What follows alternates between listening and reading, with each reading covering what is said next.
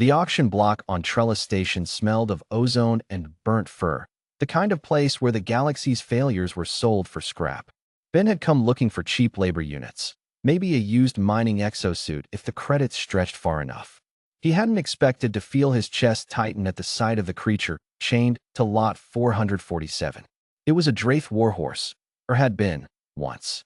6 legs of corded muscle, a spine built for carrying siege cannons across 3 gravities, and eyes the color of dying embers. But its flanks were scarred in patterns that told a story of whips, not just weapons. One of its 4 ears had been cropped crooked.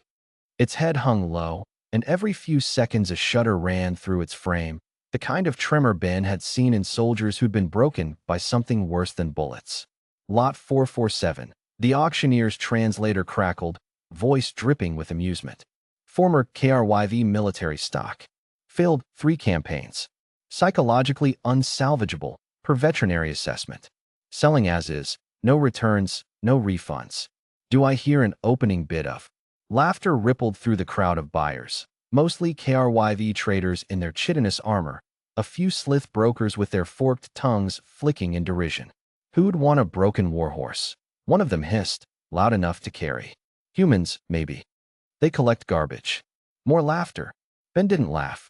He'd heard that same tone before, from men who looked at broken things and saw only their uselessness. He'd been one of those broken things once. 3 tours in the perimeter wars, an honorable discharge that felt more like being thrown away, a body full of pins and a mind full of static he still hadn't learned to quiet. 10,000 credits, Ben said. The auction floor went silent. Then the laughter came back, harder. 10,000? For scrap? The KRYV trader beside him barked something that might have been a laugh in his own tongue.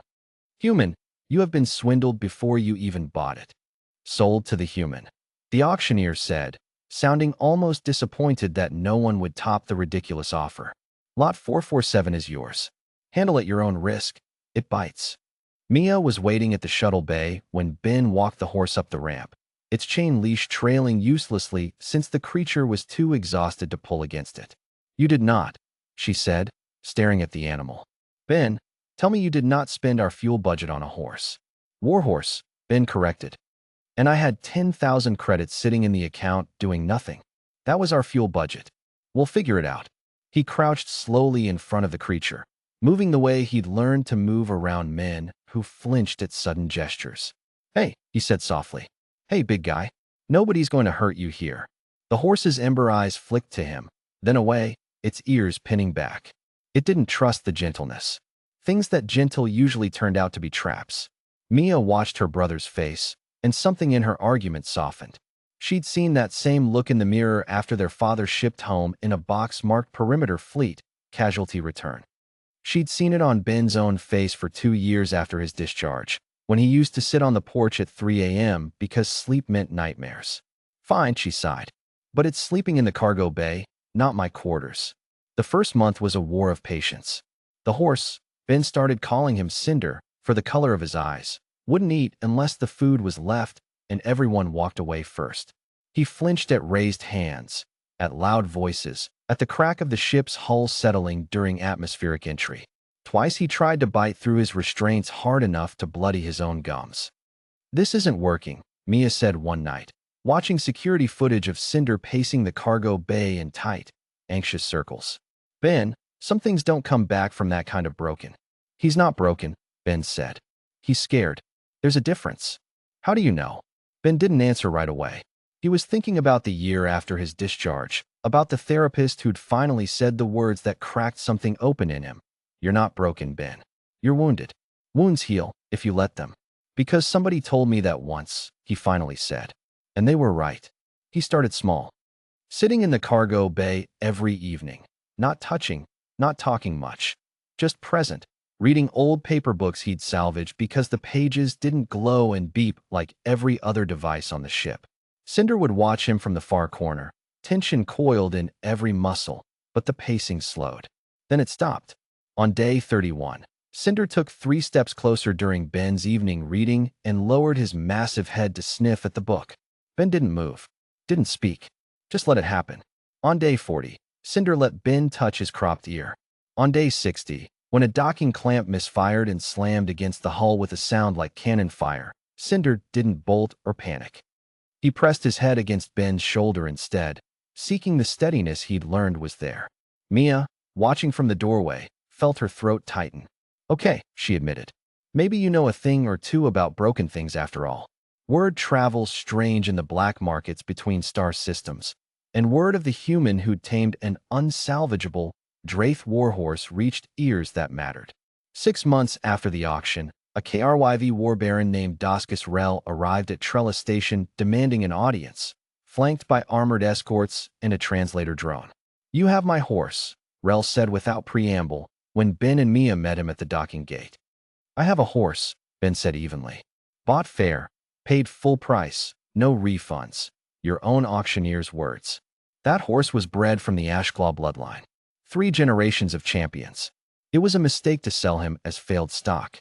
Rel's mandibles clicked with something like frustration. "I will pay you 50 times what you spent. That horse is worth more than your entire vessel." Ben felt Mia's hand tighten on his arm. That was more money than they'd see in 10 years of hauling freight.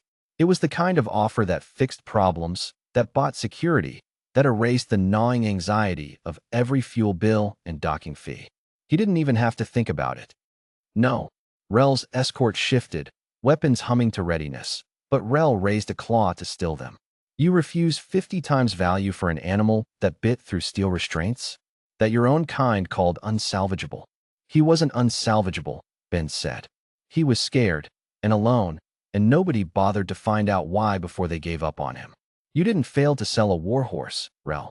You failed an animal that trusted you to lead it into battle, and when it broke under that weight, you called it garbage instead of asking what you'd done wrong."